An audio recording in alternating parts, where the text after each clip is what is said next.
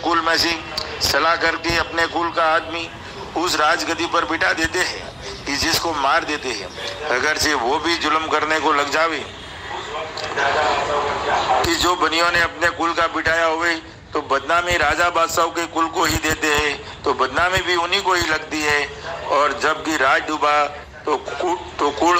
औलाद डूबी कि जिनका राज होवे। अगर ये बनी अपने राक्षसी पाप से नजर बंद कर देते हैं कि जब तक वो राज का करने वाला बनिया कि जिंदा रहे, और जो कि राजा बादशाह मर जाते हैं, जब ये बनिए अपने कुल औलाद के आदमी उस राजा बादशाह की जगह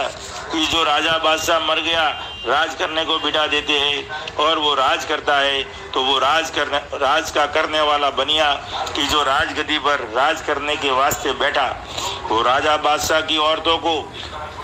और उनकी औलाद वगैरह को उसकी सूरत जादू के जोर से राक्षसी पाप के करने वाले बनिए हूबहू वैसी ही दिखा देते हैं कि जिस शिकल का राजा बादशाह मार देते हैं, और वैसी ही शिकल और सूरत मई कान और नाक वगैरह की अपने जादू के जोर से दिखा देते हैं, चाहे उनकी रानी हो या माँ हो। परंतु पहले उनकी नज़रों को राक्षसी पाप के जुल्म से बंद कर देते हैं कि जो उस राजा की रैयत और कुल के आदमी वगैरह और एहलकार वगैरह होते हैं उनकी नज़र बंद कर देते हैं। जब उनको ऐसा ही सूझता है कि राजा का धनी यह है, परंतु उनको ये बात मालूम नहीं होती है कि हमारा धनी मर गया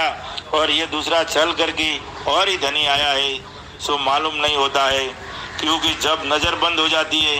जब कुछ मालूम नहीं होता है। और अलावा इसकी ऐसा भी कर देते हैं कि जो राजा बादशाह को नहीं मारे तो उसकी राक्षसी पाप से बुद्धि भ्रष्ट कर देते हैं।